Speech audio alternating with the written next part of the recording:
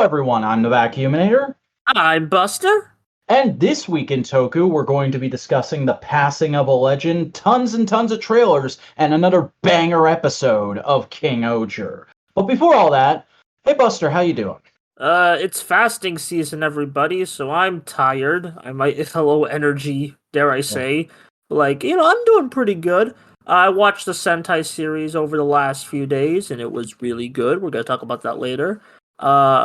And also I made videos, I guess. I made a couple of videos. I also decided, screw it, I'm getting into the shorts business. And apparently I reinstalled TikTok just as there's discussion of it getting banned again. Ah, great. My timing I saw is that this morning. My timing is impeccable. Yeah, it's only slightly worse than mine, so don't worry about it. Gotcha. I don't think it's going away.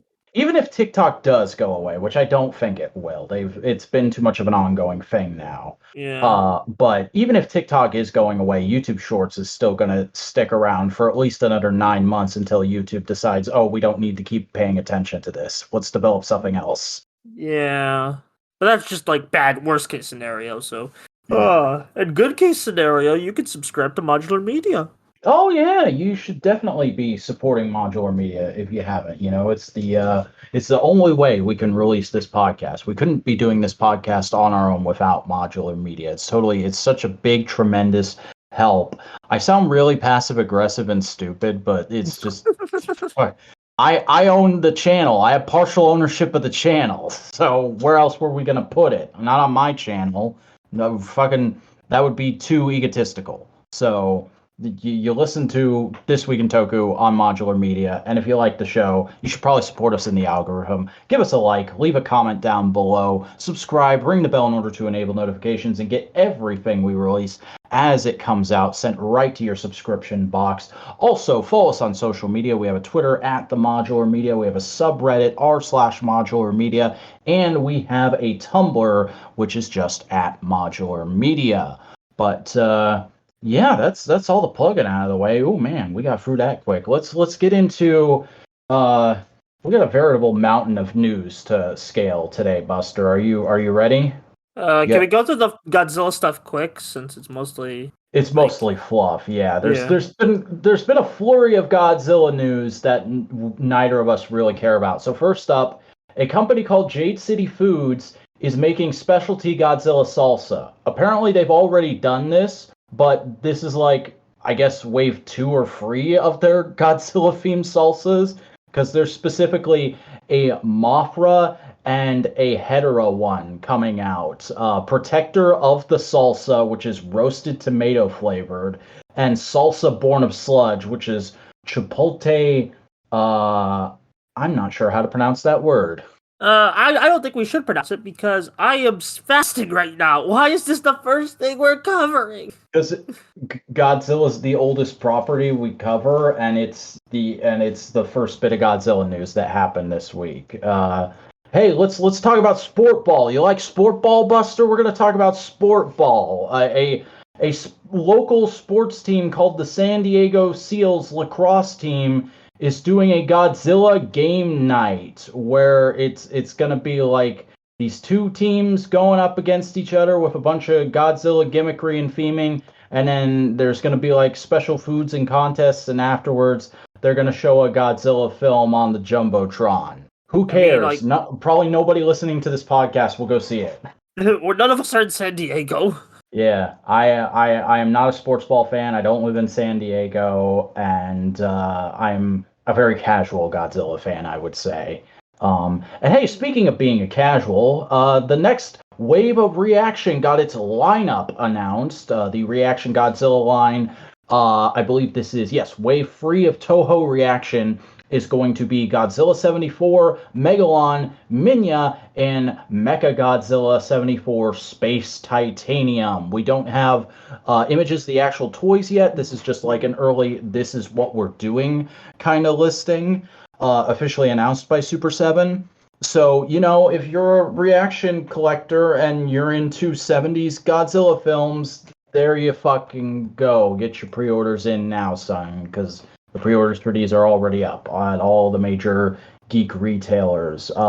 Hey, speaking of geek retailers, late breaking news. This got announced like literally 10 minutes before we did the show. A company called W Dragon Studio has announced they are doing a Godzilla 2004 PVC garage kit. Now, this is basically like a build your own statue kind of thing, is what a PVC garage kit is. And it's really not my kind of thing, especially because it's going to be 12 inches tall, and it's going to be releasing in quarter 3 of this year for $170. Godzilla fans, y'all nuts. Yeah, y'all like will accept anything if it has a Godzilla mug on it. Like, people think $170 or $165 for super articulated Astro Megazord that transforms and has actual chrome in 2023 is a big asking price. And then the Godzilla fans are just like scarfing several $100 statues down their throats, looking over at us like, first time. Yeah. What a wacky world we live in. Let's get into the Ultra news. First and not foremost, but it's the earliest kind of installment thing that's getting merch. SH Figuarts has announced that their next Ultra series Figuart is going to be Eleking from Ultra 7. And, I haven't seen Ultra 7. I can't really say if like I like this kaiju a whole lot. I've seen it crop up in a couple random modern things as like an extra, but one of my favorite things about Figuarts right now is when they'll just randomly do goofy ass 70s kaiju designs from the Ultra series, and this is another one of those. And I'm super excited about it, especially with how well done the articulation seems to be. Like I love the pictures in the second tweet where he's going up against various like new gen Ultras. Yeah, that's really cool. It's really nice. Looks really dynamic. Definitely going to be one to get if you're collecting Ultraman Figuarts. But moving on to some more somber news. It came out earlier this week that Jiro Dan, the actor who played Hideaki Go in Return of Ultraman, which you may now know more well as Ultraman Jack, he passed away on March 22nd. I don't believe there is any information on exactly why he passed out there, but obviously, I think it was just old age because he was getting up there. Yeah, I think somebody said he was like 72, 74, something like that. I just have a link to the tweet that the official Ultraman global account posted, where they announced that as a little tribute to him, they were going to be releasing the final episode of Return of Ultraman on YouTube for free for a limited time. So I haven't seen a lot of older Ultraman shows. I haven't seen Return of Ultraman. I looked at this guy's credited roles. He doesn't seem to have been in anything I've seen later in life. But clearly, just from like the response that a lot of other people poured out after this news came out the other day, he was a very important and very well-traveled guy, and he's going to be missed. So condolences to the family and all that. Like I mainly know Return of Ultraman as like Hideaki Anno's favorite Ultra, or like his big like this is what I like about Ultraman. Like it's a big fan favorite for a big reason. Like it's like the peak of the Showa, as a lot of people would say. And a lot like I've seen a couple reviews. I haven't fully sunk into it myself, but like people really like Hideaki Go, like the character, and just how charismatic yet like kind of flawed he is, and how he kind of character arc throughout that show, like which was like the first time an Ultra series host had one. And yeah, it's a darn shame, especially because like this is the first of like all the Showa Ultra hosts are still alive. This was like the first one that like passed away. So, and isn't he like also the only one who hasn't come back at all recently? Oh no, he came back for like Mebius and a couple movies, like I think the Ultraman Saga. Okay, movies. But I mean like post New Generation. Yeah, I think after Saga was his last appearance, but he did actually play a bit character in ReASoldier, so that's really cool. Oh yeah, I remember seeing somebody post about that on the day. Yeah, it's like, yeah. He'll be missed, and I hope his family is doing well, and I hope he's resting well. Yeah. Well, let's go ahead and move right out of that into some more exciting news. Hey, you like exchanging currency for goods and services? Well, you can do that in the form of Figurerise Standard Ultraman Z Original, which has been announced by Bandai Hobby, and it looks like a Z1 of the Figurerise standards. Big, complicated model kit. There's some effects parts. There's all the stuff you would need. It's basically a build your own Figuarts is what Figurerise is. I've come to realize. Yeah, it even has Bellerock with it, which is really cool. Yeah, have to throw him in. They could have saved him for like a Delta Rise Claw release, but I nice think that they. Figurerise just does base form, so it's like if they're gonna put him in, this is where they have to put him in. So All right, well, that's a thing. Uh, Moving on to something a little more interesting, it recently came out that Super Raya Productions has reached a new deal to have a partnership with TBS and broadcast new content for that network. Now, I believe this is a different TBS from the one we know here in the West, correct? yeah, This is um, not a Ted Turner joint. yeah, maybe it's like a branch of that, but it's like much different. Like this doesn't mean anything for the America TBS. This just means for Japanese TBS. You know? Yeah, though I legit had a moment where I was like, "Oh man, Ultraman and AEW on the same network. What are the odds?" Oh, that would be funny. But Uh, yeah, like this is basic nothing. It's just new content. It hasn't been specific of the Ultraman series. It could be like new Ultra content, or just like maybe they're it just could gonna be do. that new show. It could be like a side series. It could be something not even related to the Ultra series. Yeah. Now here's what I'm thinking. 2023 is the 10th anniversary of New Generation line. As it Uh-huh. started in 2013 with Ginga. The last series, this upcoming Ultraman series, we still don't know the name. It could Blazer, Glazer, Guzzler, whatever.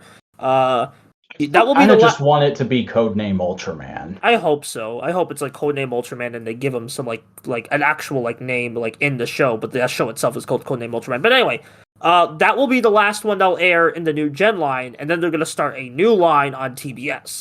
So that's my current thinking. I could be completely off base, but hey, that's my theory. Yeah, I would be into that because this tweet where I learned about this also points out that like this is the network that the Ultra series originally broadcasted on and hasn't broadcast on since Ultraman Cosmos in 2002. Yeah. So So like it would be really cool to see like a comeback. yeah, let's do Blazer. Let's get whatever that is out of our system, and then let's launch into something even more different for a return to the classic network. Yeah.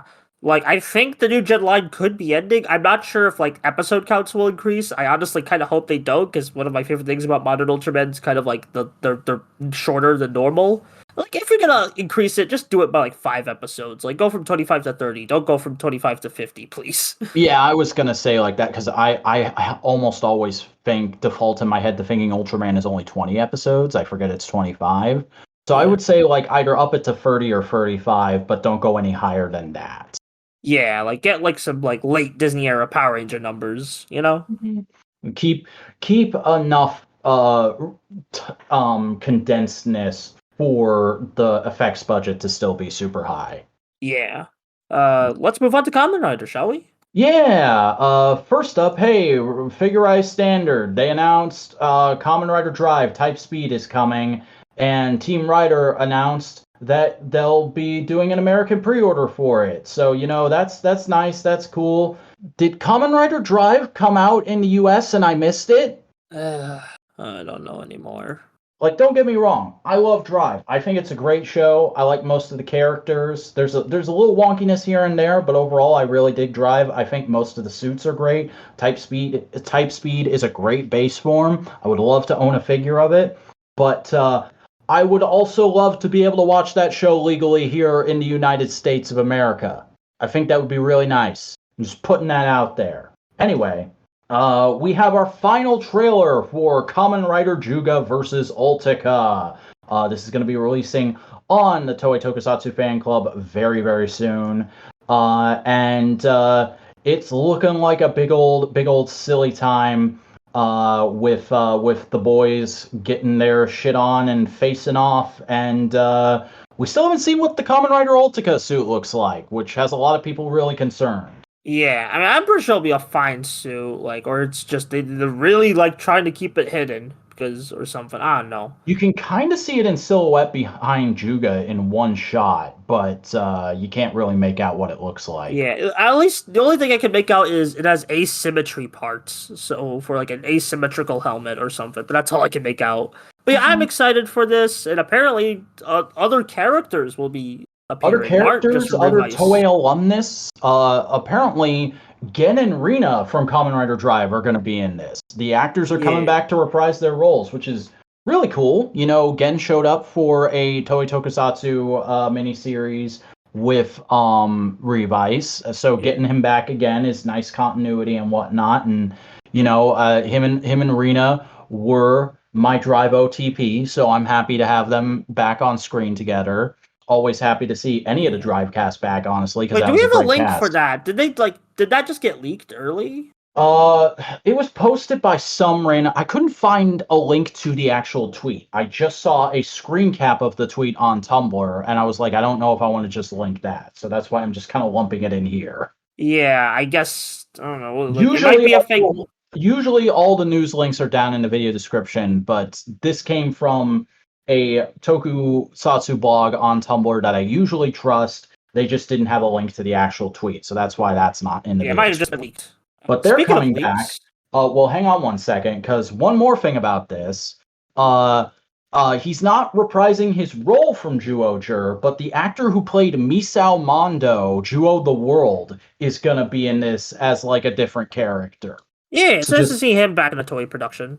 Yeah, just all the people, all the enticing get you to watch more Revice content, even though you maybe don't really want to. I mean, I want to because it's Juuga and Olteca, the two. Oh yeah, no, I want to watch this. I'm just like Revice in general. I'm kind of done with. Yeah, especially after Forward. Well, anyway, moving on to something that is kind of forward for us, but isn't for the fucking native audience. Shin Kamen Rider has gotten another trailer, even though it's officially out in Japan. They put out like a new trailer for it that has a whole bunch of spoilers in it. But there's spoilers Buster and I already saw, and also like there's a bunch of just generic new footage in it that looks really freaking cool. There's going to be an insane motorcycle fight in this movie. Yeah, they're actually they also showed the first 2 minutes on YouTube. I've only seen bits and pieces, but it's getting a lot of people hyped. Yeah, I really hope we get a Fathom event for this announced soon. Oh yeah, I need to see this in theaters. Like watching the trailer right now, it's like, whoa, this better be in theaters or I'm gonna riot. And also there's gonna be a lot of blood in this. Like just freaking, you could just flick someone and they'll just be splurting blood from the. And it's not just CGI blood spats like Amazon or Black Sun. There's actual practical blood in this movie. Yeah, it's gonna be looking very cool. It just looks insane. Rider. Yeah, this is Kamen Rider. I mean, not to diss Amazons and Black Sun. I love both of them, but it's nice to have different variations of it. Yeah, and we should mention that this isn't just getting us and other fans hyped up. This is pulling in people from outside the fandom. Frickin' Snowcone83, guy who only kind of knows what Kamen Rider is, added us with this trailer and was like, "When is this coming out? I need to see this." Yeah, it's he literally said, "Oh, I think this is my most excited movie right now." Yeah. Also, Android Kikaider is in it. Oh yeah, that's actually the robot guy is actually from one of those Kamen Rider mangas. Oh, nice. And he was also appeared in the Shin Kamen Rider prologue manga that had been slowly trickling out promotional material. So it's it's really cool to see that as a live suit, you know? Yeah. But hey, speaking of suits and effects and all that good stuff, there's going to be a Shin Kamen Rider behind-the-scenes documentary that will be airing on the NHK BS Premium Network on the 31st and on regular televised NHK on April 15th. It's going to be 80 minutes long, so just around the length of a basic-ass movie. And it's probably going to be full of spoilers. It's probably going to spoil the crap out of the whole damn movie. And what's funny is, because this is going to air on actual Japanese TV, there's a high likelihood this will get subbed before the actual movie. What a world. Yeah, I don't know how to respond to this news. Mhm. My plan is to download, if it gets subbed before the movie comes out, I will download it and just stick it in a folder and not look at it until I'm able to actually see the movie. And hopefully, spoilers won't be too rampant on the social medias. Yeah, I mean, people already spun from the freaking pamphlet, but yeah. Yeah, it's crazy out there. So you better get yourself a crazy buddy to go riding with, like Kamen Rider 2. Shin Kamen Rider 2, SH Figuarts, it got announced. It looks about how you would expect. It's just a repaint of the Rider 1 Figuarts. And it looks It's a all bit right. taller. It's a bit taller. Oh, is it? Oh yeah, it is. I didn't notice that. Look at that. Yeah. He's got like a quarter of a head on him. Yeah, like they put some effort. I like Hayato, and I hope he's well represented in this movie. So Yeah, they probably just made like the thigh or the boots a little longer. yeah, it's One good new stuff. I do love Hayato's scarf much Oh, more yeah. than Ichimaji actually. I love how they Hongo. don't even I love how their scarves are just more like massive fucking neckties. Yeah, like they gave Hongo's scarf an upgrade in this movie. Yeah. Your boy goes hard. And he can only go hard if he's going fast, and he can only go fast if he's got the right ride, which is why SH Figuarts Shin Cyclone got announced as well. So there's the bike. You want the bike for your rider. You need your rider riding a bike in your display of rider Figuarts. Go buy the Figuarts rider bike. Buy the bike. Buy bikes. Haha. Buy the buy bikes. That's the new slogan of TWIT. What's next, Geets? Yeah, we got Geets news, everybody. The new forms have toys, and they're both premium Bandai exclusives. There's going to be a Soto Pop, or I'm sorry, this is the Twitter account that I'm looking at. So there's going to be a Soto, a free pack of Boost Mark II, Laser Boost, and Gene, which is going to be part of a big old premium Bandai set they're rolling out that looks really nice. But Soto is supposed to be like the affordable collector's line, and they're locking it behind a premium Bandai window. And similarly, Boost Mark II / Laser Boost set for the Revolve Change line, which is supposed to be the affordable kids action figure line, is locked behind a premium Bandai window. I'm not amused. I think they saw us getting upset at how many roleplay toys were locked behind the premium Bandai window last year, and this year just went, okay, but what about action figures? Can we do it with the action figures? I hate what Bandai is doing with the Kamen Rider toy line. Bandai, you scoundrels, you have the ingredients and you aren't cooking. I'm sorry. You're cooking, but you're just doing a sloppy job of it. Like you started making an omelet, and then you messed it up a little bit, and you went, everybody's okay with scrambled eggs, right? Anyway, let's talk about bonus content. There's going to be a Geets TV Coon special that's going to be coming out fairly soon, and it looks goofy as all get out. Everybody's in goofy outfits. They're doing like a silly kind of questionnaire game thing. This trailer really reminds me of net movies. Yeah, I mean, the Hyper Battle videos are just like basically the predecessor to the net movies, which they don't even do anymore. Yeah. But like the cool thing about this trailer, Ryuki and Oja forms for Geets and Buffa. Yeah, that's hype. We finally get to see how the Legend Rider buckles work, and it's just you're wearing a part of their suit on you where your suit would normally be. Yeah, and I really love the kick scene in the trailer because they just doing the actual rider kick motions even from Ryuki. And that just little detail got me excited. And also, Oja is probably going to appear because he was still on set when this was being filmed or something. Yeah, and there's a shot of his actual suit, so I wouldn't be surprised if, like, oh god, what if they do, like, a Gokaiger thing, and he just shows up to give them those Legend Rider things? I'm not sure. Like, I think he'll just be like, you're pissing me off, Buffa, or something, because Buffa's wearing the Oja armor, so.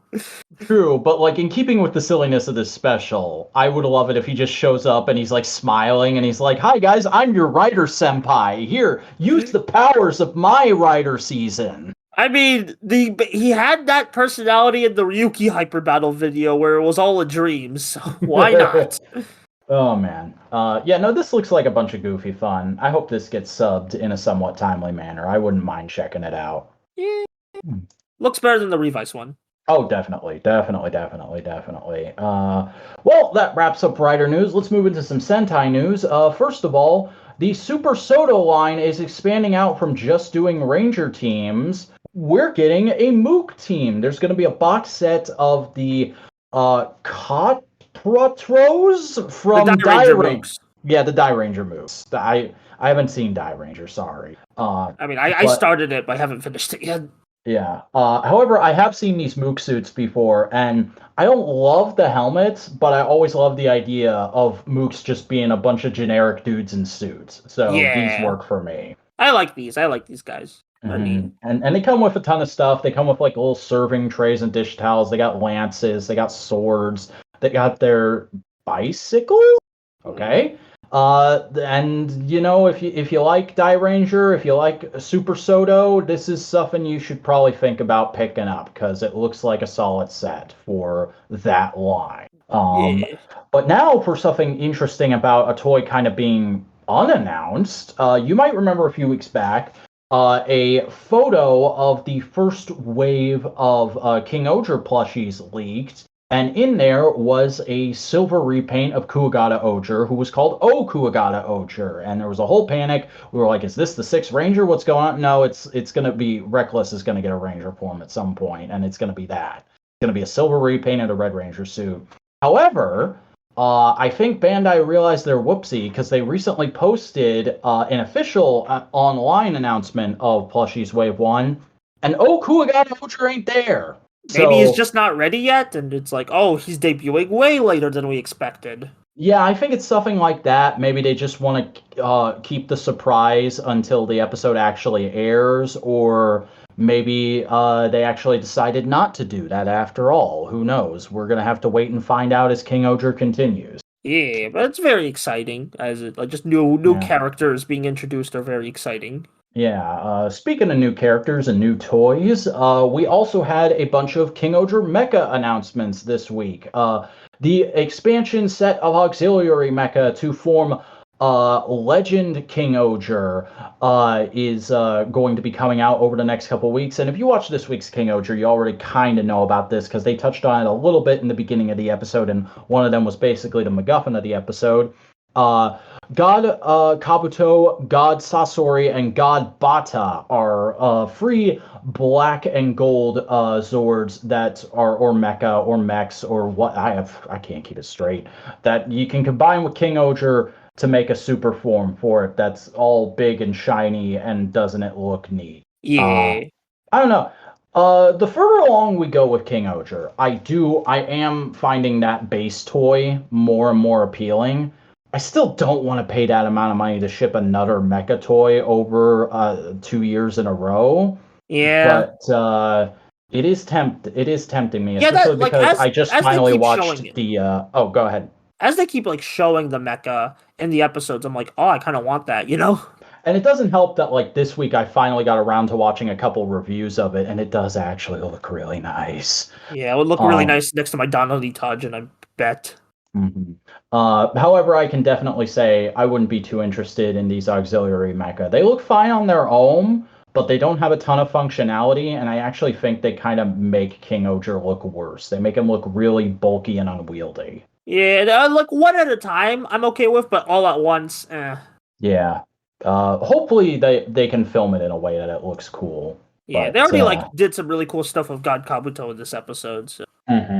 But that's going to do it for Sentai news. We're now into Power Rangers territory, everybody. And there's a lot of it. Yeah, it's actually been a pretty eventful week, especially if you are an MMPR fan, because several people who did effects works and general production work on MMPR came out of the woodwork week this week. And hey, I wonder why. We'll get into that later. To say, hey, look at some of the stuff I used to do. I found my old photos magically on this specific week. Oh, isn't that lucky? Look at all these records I kept. There's a guy who like showed photos he made of a bunch of effects work he did for season 2 type stuff, and like a model of a destroyed Z-Putty he still has. That's really cool. Rick Schlick. There was a production order that circulated around. I don't believe it says who it came from. I just have Ranger Retro Center posting it here. But apparently, when they were shooting the Megazord stock footage for season 2, the Thunderzords, there was apparently at one point going to be a bunch of stock footage that also involved the Green Ranger. Interesting. Maybe plans changed as they saw more Die Ranger footage. I don't know. But also, there's a bunch of behind-the-scenes footage of how they filmed jetting. Anybody remember jetting? I literally forgot about it until I saw this. That's because it was only a thing in like 3 episodes halfway through season 2. Yeah, it was like it was one of those MMPR things of trying to introduce new gimmicks that they just dropped. Yeah, it's like we have a writer had an idea, and then they happened to be able to incorporate it into a couple episodes, and then somebody else came in and went, but we already have teleporting. Why do we need that? Well, it's faster, you see, and it's an effect we developed. The teleporting's easier and cheaper. Yeah. But hey, it's cool to see like the kind of marionetting they had to do for some of them, and the weird proportions of the female model. I wouldn't even say they're like over sexualized. It's just like a very weird sculpt. It almost looks like it was whittled out of a big piece of wood. I see. But that's all the effects news. We also have a bit of merch news because Super 7 announced their Mighty Morphin Power Rangers Ultimates Wave 4. And oh my god, you guys, it's a free figure wave. There's not 4 figures like there normally is in an Ultimates wave. Oh my god, I wonder if Ultimates is about to come to an end. Oh my god. This guy. Can you tell that really annoyed? But no, the wave is comprised of White Ranger Tommy Oliver, the Tiger Zord, and Madame Woe. I believe we saw Madame Woe at like a Power Morphicon type thing. Might have been actual Power Morphicon last year. We saw like a preliminary render of her, and here we can see she looks pretty much the same as that initial render, just like it's bit more detail. I think this is the first time of us seeing her accessories of like there's optional hair parts and you can make her fingernails longer with optional hands. Not the most exciting figure, honestly, because it looks super limited, but hey, it's a very unique design from Die Ranger. And the White Ranger looks like that Ultimates Power Ranger's body, but the White Ranger. I'm really interested in this White Ultimates because all the effects parts, and also it has the freaking change sword. The sword it has power. the power. I was going to say that it has the power transfer sword, which is cool. I don't think we've ever gotten that with a toy before. Yeah, legit. If I'm gonna get a White Ranger, I think this is the one I want to get. And you also get an alternate head for Saba where he's shooting his freaking eye lasers. That's cool. Yeah, I'm not removing that head. That head is gonna stay on. Oh, you're not gonna do a Lord Draken? No, that head is staying on with the laser head because I just want him to constantly be shooting lasers on my desk or something. Yeah. Though honestly, the one I'm the most interested in is the White Tiger Zord because the White Tiger Zord has always been one of my favorite MMPR Zords. I think it's a really solid self-contained transforming robot toy. Obviously, this one's not going to transform, but it's probably going to have a bit more articulation than most previous White Tiger Zord toys. And I would be fairly tempted to get it were it not for the fact that Zap White Tiger Zord leaked last year. So that's probably coming before the end of this year.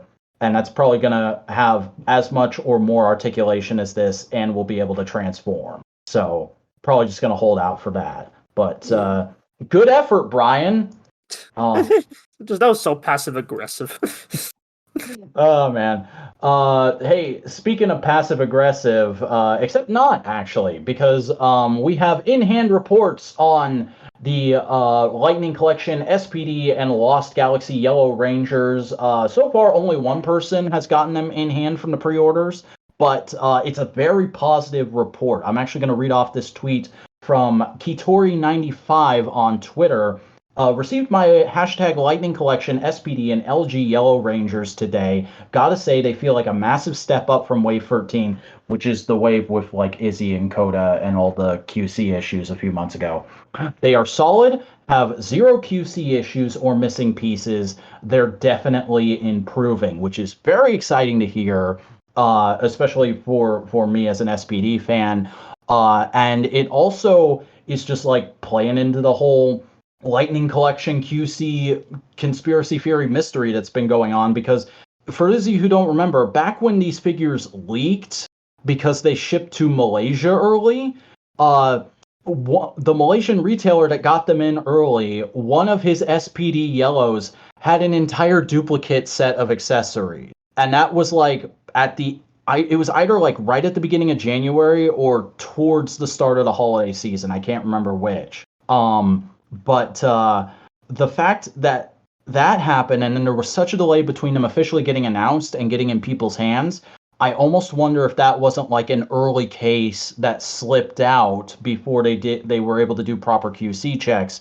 And like that remastered wave, these got recalled and redone, and that's why they feel so much better than Wave 13. That's entirely conjecture and entirely like borderline tinfoil hat conspiracy theory shit on my part, but it feels like a solid theory to me just going on the little information we have. Buster, do you have anything to add? I'm glad the QC issues are getting better. Yeah. All right. Now it's time for the big thing. The big thing that dropped. All right, fellas. That dropped right after last week's episode. So at like 5 till midnight on Tuesday, Netflix AZ on Facebook posted the official trailer for Mighty Morphin Power Rangers Once and Always. And then it leaked out, got all over Twitter, and about 10 minutes later they took it down. And then about 15 minutes after that, the official Netflix US Twitter posted it. And then the official Netflix YouTube account, Power Rangers on Twitter, and Power Rangers on YouTube all released it. And it was just available worldwide. And it's actually been basically a whole week of people fawning over this trailer, because there's a lot of information in this trailer. And first and foremost, the leak was wrong! Good. Trini doesn't die in a car accident. She dies sacrificing herself for Billy at the start of the special, it looks like. And I actually really like that. That feels really in keeping with her character. She was always like kind of a protective big sister, best friend type to Billy in the early MMPR episodes. Yeah, and even like in Go-Go Power Rangers, it was like for me that like Go-Go Power Rangers, the comic book, that characterization was emphasized. So I'm like, that shit hits, But yeah, the fight, it seems like it's gonna be a flashback fight, with like Robo Rita's back, or the Rita's back as Robo Rita. Then I don't know if this is a flashback, a flash forward. I think this is all in proper sequence. I think this. I think the footage is an improper sequence, but I think the kind of story that the trailer shows is like the proper story of the special, which is Robo Rita shows up, she kills Trini. Trini's kid is like, hey, you guys got to go for revenge, and Billy and Zach are like, we're on it. And then they figure out that Rita's got an evil plan to create a time portal and stop them from ever becoming Rangers. And then I think they follow her back in time and stop it, is what this looks like to me. Because the friggin' youth center is in this trailer, and it doesn't look they perfectly recreated that set. So I'm willing to bet either the youth center hasn't changed its decor in 30 years, or they're going back in time to the 90s. We're going back in time to the 90s to prevent Rita Repulsa from getting turkeys off the menu. Okay, there, Freebird's joke done. That was so belabored and like half-assed. I'm almost proud of it. But yeah, we also see Richard Stephen Horvitz doing Alpha. He got a bit of that Zim in him. That's great to hear. He definitely sounds as much older as he is, which made some of the casuals go like, wait, why'd they get a different guy to voice Alpha? No, people age and their voices sound different. And he's probably like a different Alpha unit, I'm guessing, because they said they said he's gonna have a special number in that behind the scenes thing. So yeah. I'm still banking on its Alpha 30. Also, the Minotaur and Snizzard are back, but they've been robofied. And Seems those like are robots are the big thing. Those are brand new Toei suits that they had Plex make over in Japan and ship to them. Okay, that's great that they're still having a relationship with Plex, you know? That was like a big concern. But there's also like some information in here about like just generally the state of the universe, which is if you look in like the background and some details of shots, Billy's been back on Earth for a while and he's got himself a company now because there's this new command center and all the consoles have in like the corner of them Cranston Technologies. That's amazing. Yeah. I wonder if Ethan works for him. Because remember, they say in SPD that Ethan goes on to make like some important technology that even SPD is still using. Man, you're the SPD fans, am I right, fellas? Hey, SPD and Dino Thunder are my seasons. I'm gonna remember that shit. But there's also new CGI Zord footage in this, and it looks really good. It actually looks like just toys. It looks really good, and it looks like they just straight up used the CAD model for the Zap Megazord, which I know some people will be upset because that thing has more detailing on it than the actual original suit did, but it looks good. Who cares? Yeah, and like the shot where they show the Zords, like that just looks like a toy, and I love the look like they're dusting off your old toys and you're just putting them back in action. That's really cool. Yeah. Overall, I'm satisfied with this trailer. This is basically just a two-parter that leads into basically just people are expecting like a lot more from what I've gathered, and I'm like, well, it's produced in the same block as the Cosmic Fury episodes. It's gonna look like an episode of the show. I'm impressed it looks this good, honestly. Yeah. It seems like they put some real money and effort into it. Like, there's a shot where you see, like, I'm assuming like a bookshelf in Min's house, with like a childhood drawing and a photo of Trini, which is an old cast photo from MMPR season 1. And the guy who took that photo back in the day posted that screen cap and said that like friggin' Hasbro actually contacted him and paid for the rights to use that photo, which is incredible for Power Rangers. Yeah, I like the big thing I was like excited for when Hasbro brought the bread was like just people getting paid more. And that's happening, so that's good stuff. Yeah, and I don't think they would have gotten this many actors back if they weren't getting paid fairly well. Yeah. And I should say, just going off of this trailer, I think the new actor, Min's actress, is acting circles around all of them. Oh yeah, kind of like the rest are kind of doing their shtick while Min is trying to do a bit more extra, you know? Yeah, she's only got 2 lines, but they're like really important emotional lines in the trailer.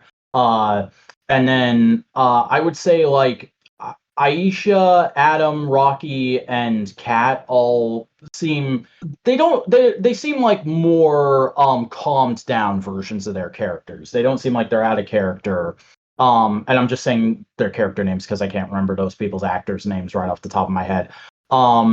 However, David Yost, I think, is actually doing a really good job. He feels like just an older version of Billy, and that's probably because Billy was on the show for so long that they spent a lot of time in the later seasons kind of melding his personality into the character. Yeah.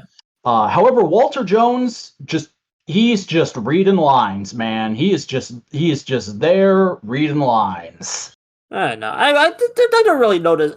It's Power Rangers, you know. It's doing its thing. I didn't really notice. I guess like Walter's a bit off, but like he hasn't really done this in a bit. There's none of like the spunk or the pep I associate with Zach in his readings in this trailer. Yeah. There could be like they try and do it a little bit with the like post title smash bit where he's like, we saved the world before, but it just doesn't hit quite right for me. However, there could be something in the actual special but I'm satisfied with this trailer. I'm excited to go watch the special. Oh yeah, no, I'm satisfied with it. Like for as much as like I'm kind of down on the performances, I love how much they're giving these characters. Like again, friggin' Cranston Technologies is a thing. Billy's back on Earth and he's fine. My man Rocky finally getting some W's after basically being an ass in a suit his whole career. He's showing up. He's leading the charge. He's got the Red Ranger suit again. He's a firefighter. He did a spin kick without breaking his neck. He threw a freaking Superman punch. Boy's on fire. Yeah, I'm really happy Rocky's getting some W's because like I like him in the comics, but like, and I like him in like certain episodes of the show. But this is gonna be like his big star moment, and I'm glad he got that. Yeah.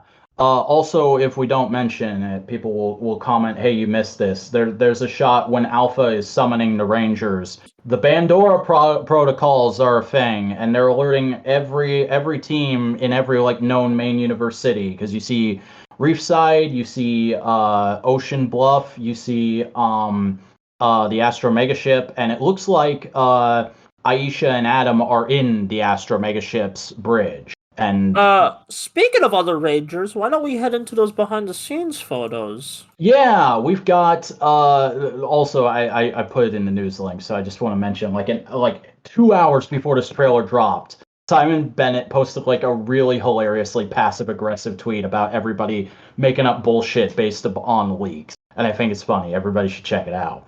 Simon Bennett just like me for real. But in the wake of this trailer dropping, we have the floodgates are open, people. Like, you thought it was enough that we were getting like 1 or 2 posts a week. No, we have 6 different behind the scenes looks after this trailer coming out. We've got a close up of the Robo Rita head sculpt. We've got a bunch of like random set photos from Catherine Sutherland showing like a more detailed look at the Rita's Palace set. We've got okay, wait, let's discuss the Rita Palace set. There's like figures. There's Dino Thunder, Lost Galaxy, and a couple like in space Beast Morphers fellas. Like there's figures. Buster, we knew about this already through set photos. I know, but like we got a closer look, and I like that. Yeah, they put a bunch of Lightning Collection figures on a stand because it looks like Rita is her plot in this is going to be harvesting Ranger powers in order to get enough energy to go back in time. Yeah, I just wanted to mention that. Which actually, I just remembered I wanted to say.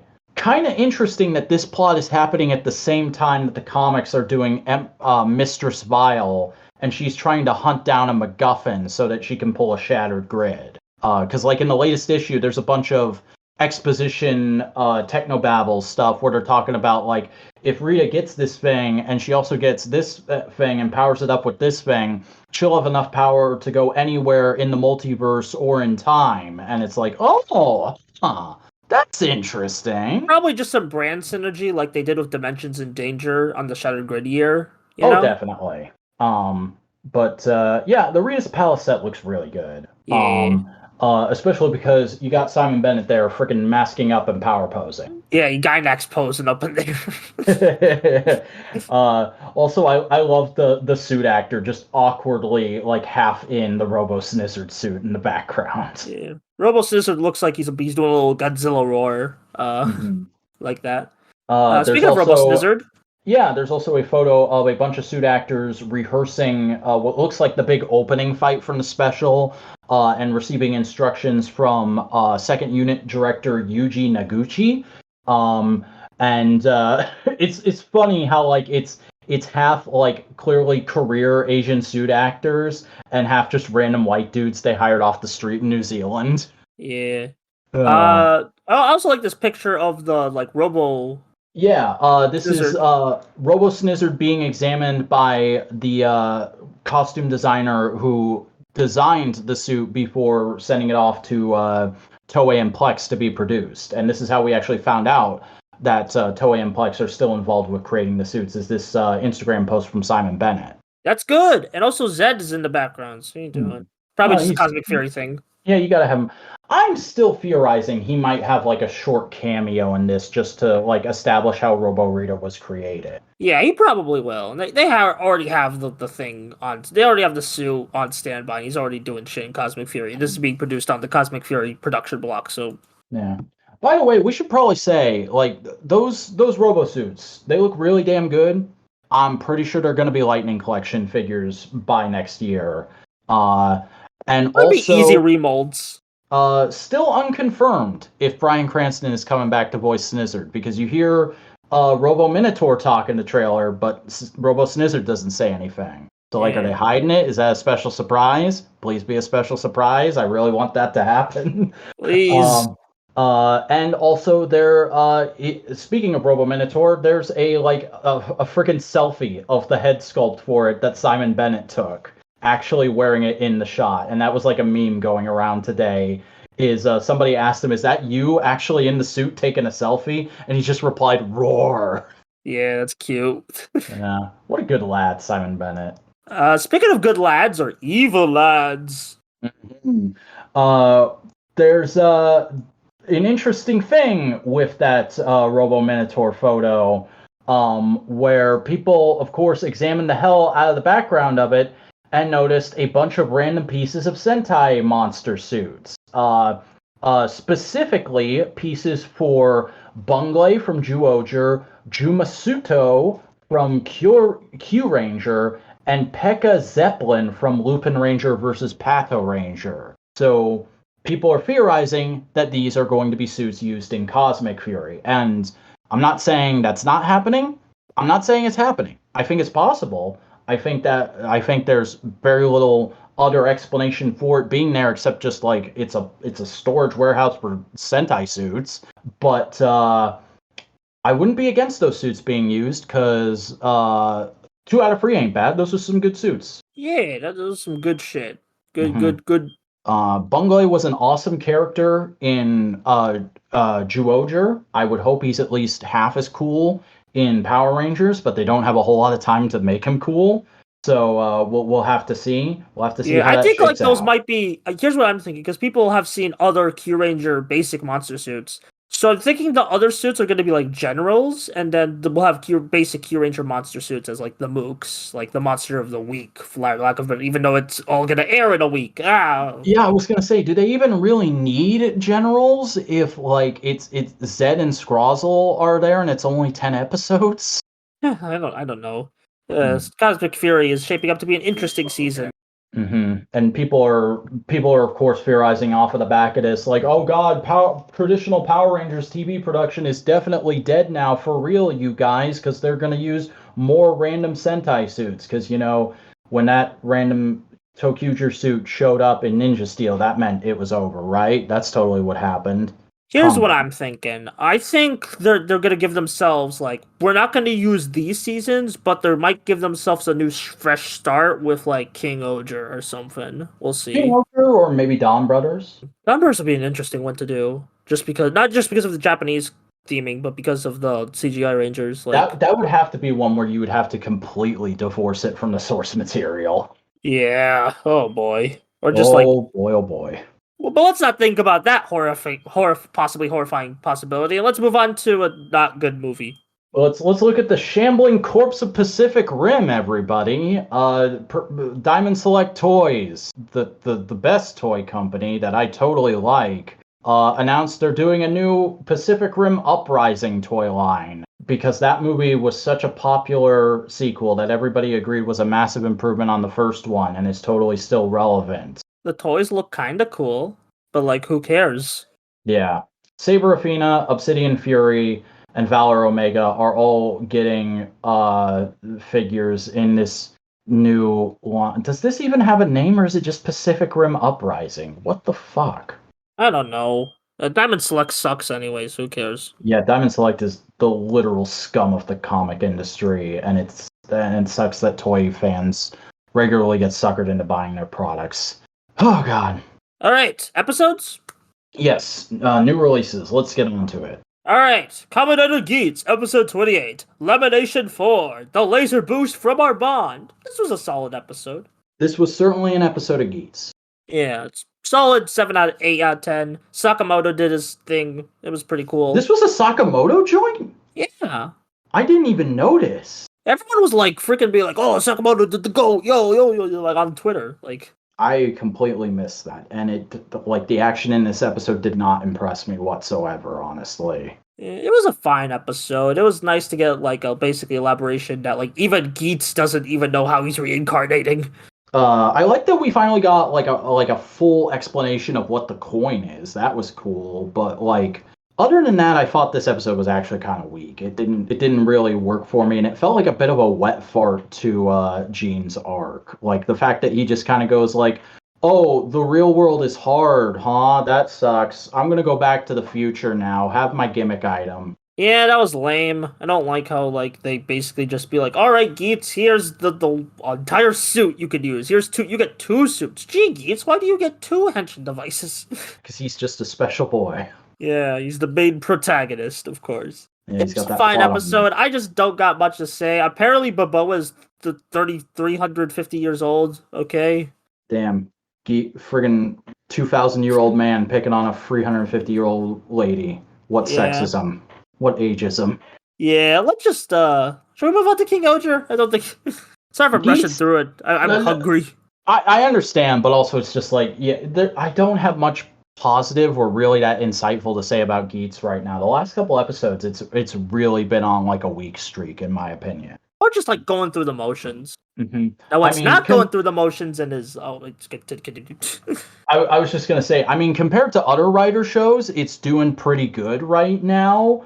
But for Geets, this feels like a bit of a low point. Yeah. Hopefully they'll and like even the next few episodes seem a bit lame, not gonna lie. I'm kind of interested in that next time preview, but I gotta wait and see how it shakes down. Yeah, like I'm pretty sure they'll be fine, but just nothing like that's enticing me to keep going other than this podcast. Oh boy. Yeah. Alright, King-Ohger time? Yes. Osama Sentai, King-Ohger, episode 4. The Lord's Cordiality. This was a banger episode, King-Ohger 4 for 4. It's good. I liked it. Fucking, the Boutsky is the GOAT.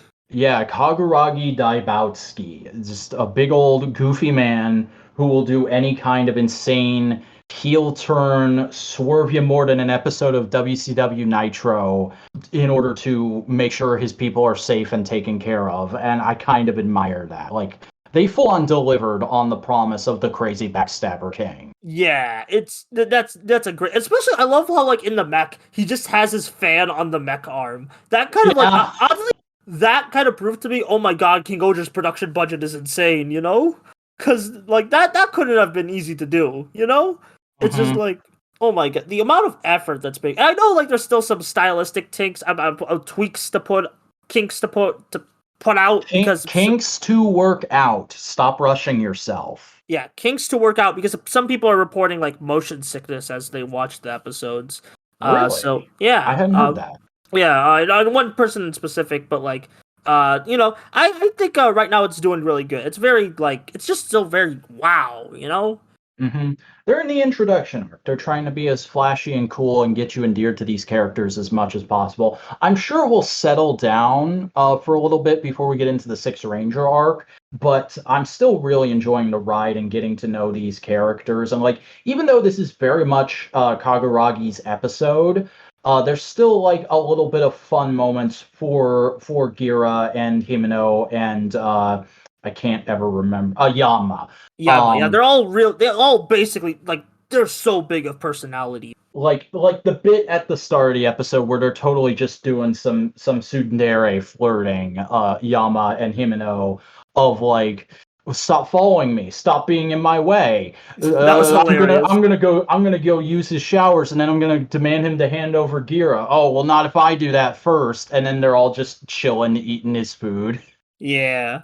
Just like, man, the Boutsky himself is like very fun. I think the moment that sold me on it was right at the end when he shakes Gira's hand and then he does this crazy face and he just like backstabs him. That was great. I've always been a fan of big, goofy, flamboyant Black Ranger characters. Like, if I've never done a Sentai or Power Rangers OC, but I imagine if I had been into OCing back at like the right age and I was into Sentai and stuff, I probably either would have made like a Gokai Black or an SPD Black. Yeah, and he would probably like act like this. Mm-hmm. He would just be the wackiest motherfucker that everybody barely tolerates. Yeah, and it just and occasionally he yells about how awesome Justice is. Yeah, and also like his freaking headshot sequence, all the camera angles, just man, it's so well produced. And all the yos And Yeah. Suya's were whipped out this episode. Yeah. Just that entire sound effects library, Toei just poured it out all over the editing timeline. Yeah, they're doing better sound effect jobs on King-Ohger than One Piece. Oh my god. Yeah, I don't know. I haven't watched the One Piece anime, but people are complaining about the sound effect library and that, so I'm just like, topical humor. That's unfortunate. But yeah, really, really good episode. And if anything, it's given us the goated quote of "food is life." Yeah, food is certainly life. Let's just we've had a thing. Buster's had a thing come up, so we're just gonna wrap up the episode early, and we'll talk about old stuff next week. Yeah, hi, I'm Buster. I do YouTube. I do Twitter. Links in the description. Oh my god, they literally just left the call without actually plugging anything. Their links are in the video description. Go check it out. Go check out my stuff. I've got a Power Rangers video coming out this week, guys, talking about Beast Morphers and how it handles continuity. So you'll want to watch that when it drops tomorrow afternoon. And don't forget to support Modular Media and all that good stuff. And folks, that's it for this week in Tokusatsu. We'll see you back here next week for whatever happens that week in Tokusatsu, and hopefully it won't end as abruptly. Jesus Christ.